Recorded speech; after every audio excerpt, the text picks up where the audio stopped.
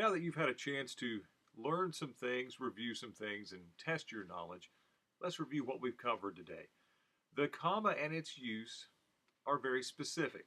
Some of the areas where you want to be very careful are when you find introductory elements. Be sure to set those elements off with a comma, whether it's an introductory prepositional phrase, an introductory word.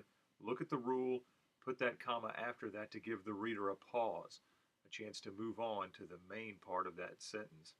Non-restrictive elements are another area where you want to be aware of comma usage.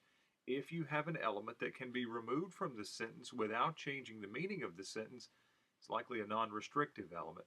You want to put a comma before and after that. Always do the test.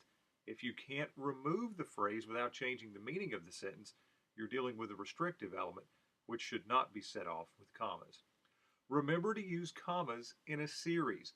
If you have 3 or more elements in a row, put a comma after each one. Of course, that comma before the conjunction following the next to last element is not required, but it's never wrong to use it.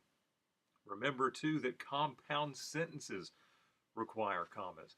If you have 2 main clauses in a sentence, each of which could stand alone as an individual sentence, put a comma after that first one before the conjunction that joins it to the second.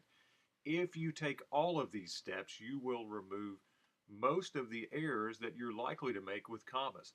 Of course, removing errors is a great step to take when you're writing. It's important not just for your grade, but when you spend as much time as you will spend preparing a paper, you want the message to be as effective as possible.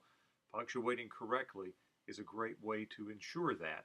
And of course, commas are such an important and frequently used punctuation element that you'll need to be aware of the rules governing them. And of course, what you don't know can hurt you. Be sure to consult the rules if you have questions. Every proper use or misuse of a comma has not been covered in this lesson. Thanks for listening. I wish you the best.